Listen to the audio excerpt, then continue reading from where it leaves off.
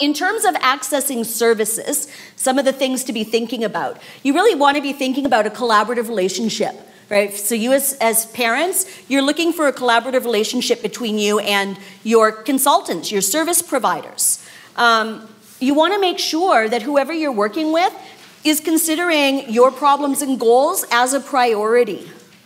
I certainly come in to consult with families, and I have a pretty good idea about what I would prioritize if it were my child in my home, right? I always have ideas. But it's not my home and it's not my child. So I always make a point of, you tell me, what are your priorities? What problems do you want to address? We may end up having a conversation about that. We may have some negotiation to do, because sometimes what parents select as a priority, I can anticipate will be a very difficult and lengthy process and is often discouraging if that's the first thing that you're working on.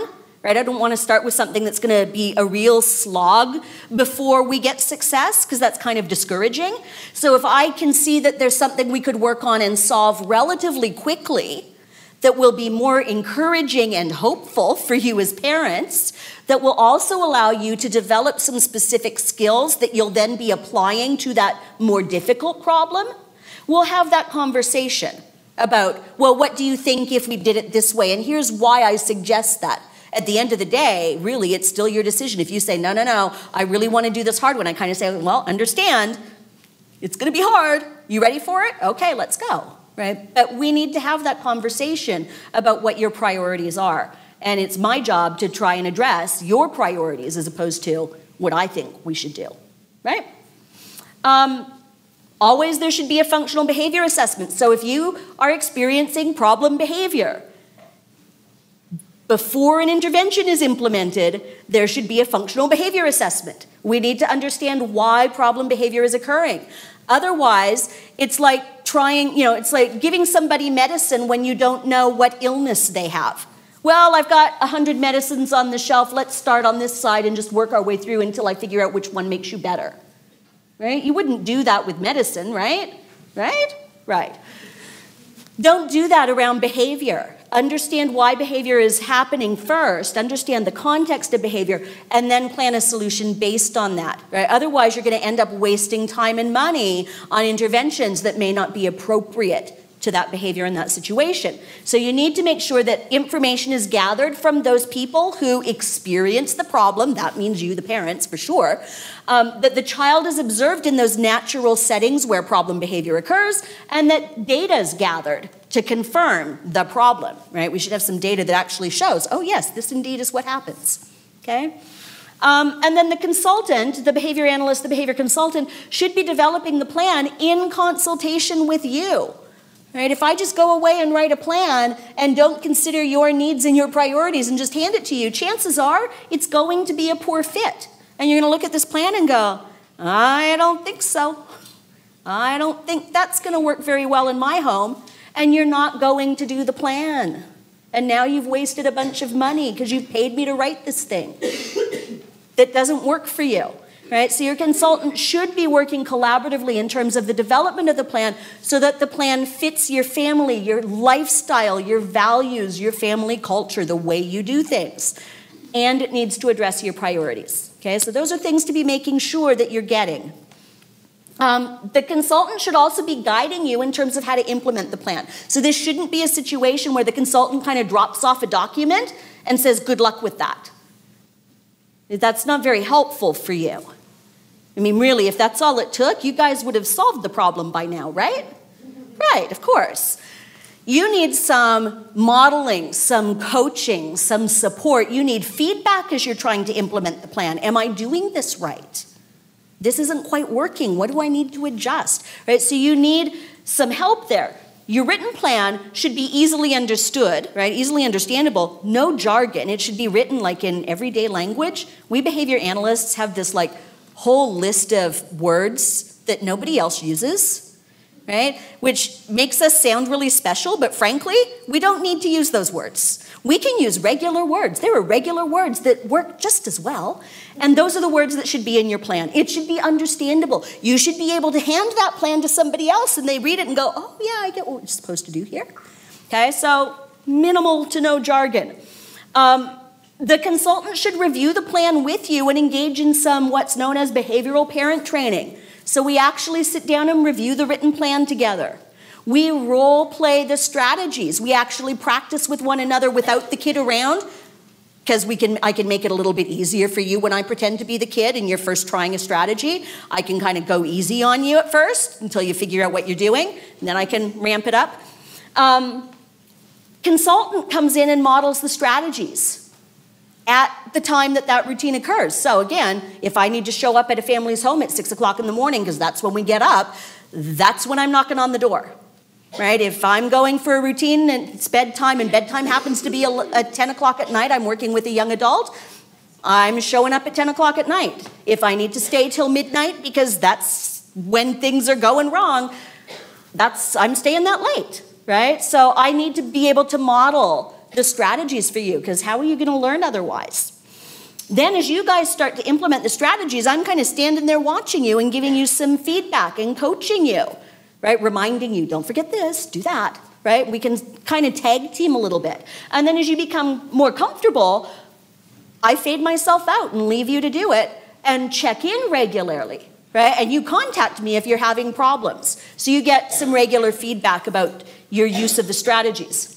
Sometimes, like with this dinner routine that you saw, the consultant will actually come in, and either consultant or behavior interventionists will implement some strategies first and then transfer it over to you.